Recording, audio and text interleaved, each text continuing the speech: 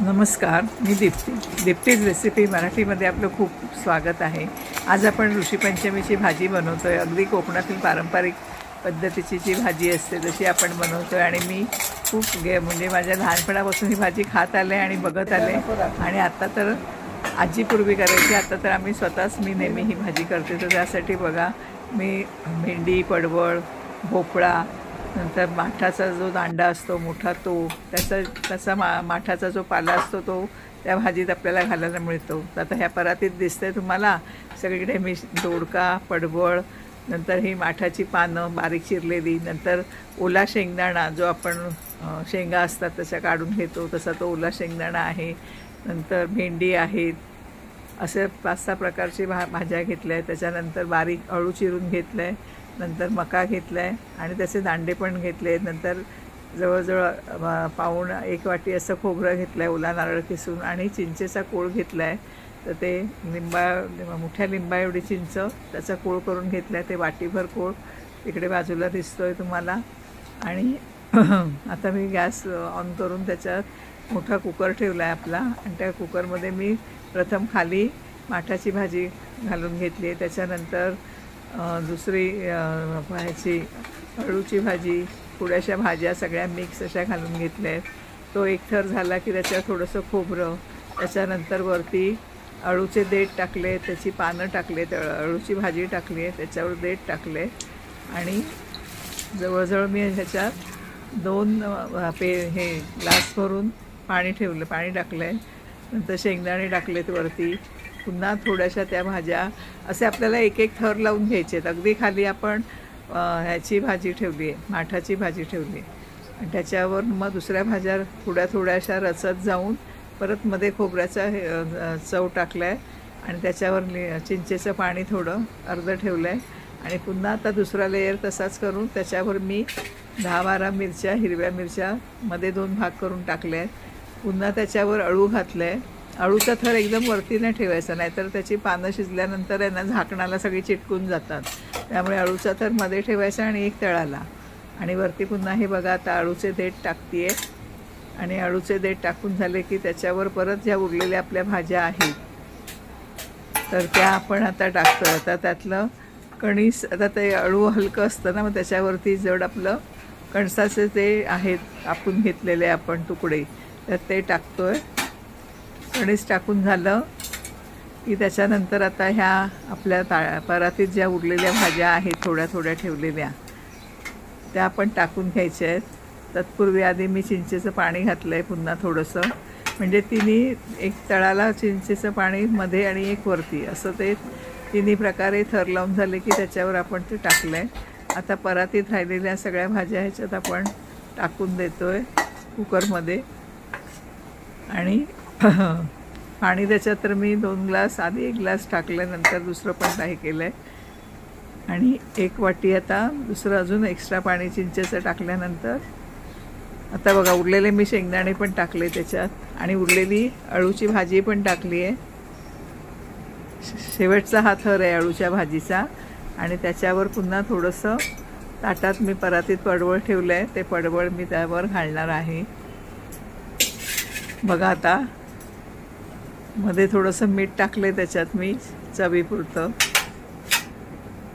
आणि खोबऱ्याचा चव पण आपण टाकतोय, खोबऱ्याचा किस, त्यामुळे सगळ्या भाज्यांची चव आणि खोबऱ्याचा किस, मिरच्या याने ह्या चांगल्या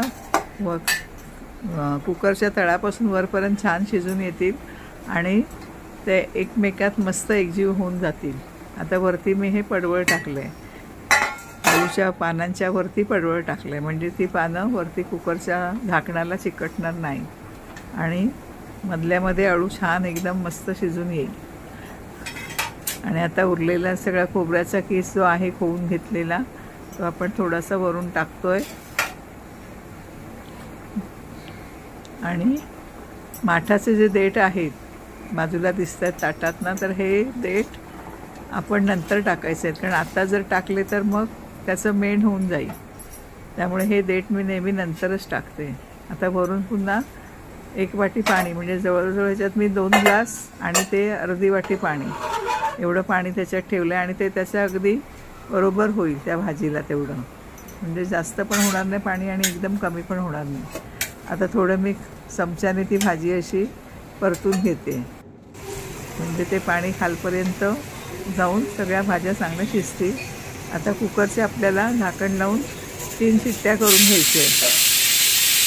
आता 3 शिट्ट्या होत आहेत बघा, आणि 3 शिट्ट्या झाल्या, कुकर थंड झाला की मग आपण नंतर ते टाकणार आहोत. माठाचे जे देठ आहे ते नंतर टाकणार आहोत. तर प्रथम आपण ह्याच्याच 3 शिट्ट्या, आता बघा 3 शिट्ट्या होऊन आपला कुकर गार होऊन बघा किती मस्त कलर आला आहे भाजीला, आणि किती छान शिजली आहे बघा बरं. एकदम एकजीव झाली आहे भाजी, आणि त्याच्यात ते मक्याच्या कणसाचे तुकडे पण किती छान दिसत आहेत बघा. आणि आता मी त्याच्यात हे माठाचे देठ टाकले आणि 1 शिट्टी करून घेणार आहे, त्यामुळे ते चांगले मऊशार शिजतील एकदम मस्त. आणि आधीच टाकले असते ना तर त्याचं मेंढ झालं असतं. म्हणजे ते जी चोखून आपण खातो ते माठाचे देठ, त्याची मजा आली नसती. त्यामुळे मी नेहमी अळूची भाजी शिजवताना त्याचे शेवटी टाकते देठ. आता बघा माठाचे देठ पण शिजले गेले आहेत, मस्त दिसत आहेत वरती, आणि त्याला छान अजूनही उकळी येते बघा. म्हणजे अजूनही ते असे रटमट शिजत आहेत झाकण उघडल्यावर पण. आता बघा आपलं छान अळू मस्त तयार झालं आहे ऋषीपंचमीचं. आणि ह्या ऋषीपंचमीच्या अळूची नुसती आतुरतेने कोकणातले लोक वाट बघत असतात. कोकणातील पारंपरिक हे अळू अशा प्रकारे शिजवलं जातं कोकणात. आणि आता आपण त्याचा देवाला नैवेद्य दाखवूया. बघा किती छान दिसतं आहे, त्याच्यात शेंगदाणे पण किती छान दिसत आहेत. आणि हे शेंगदाणे नेहमी आपण ज्या शेंगा असतात ना त्यातले शेंगदाणे वापरावे, कारण का सांगा तर ते आपल्याला लगेच सोलून घेतले की लगेच वापरता येतात. आता आपलं हे ताट तयार झालं आहे प्रसादाचं. भाताची मूठ, त्याच्यावर अळू, आणि त्याच्यावर वाटीत पण बाजूला अळू, आणि त्याच्यावर तो मस्तपैकी तरंगणारा मक्याचं कणीस राहिलेलं. आणि अशा ह्या सर्व प्रकारच्या भाज्या वापरून मी हे अळू केले आहे. तुम्हाला जर आवडला हा माझा व्हिडिओ तर प्लीज लाईक, शेअर आणि सबस्क्राईब करा. बेल आयकॉन प्रेस करा, आणि तुमच्या मित्रमैत्रिणींना हा व्हिडिओ जास्तीत जास्त शेअर करा. पुन्हा भेटूया आपण अशाच एका नव्या रेसिपीमध्ये.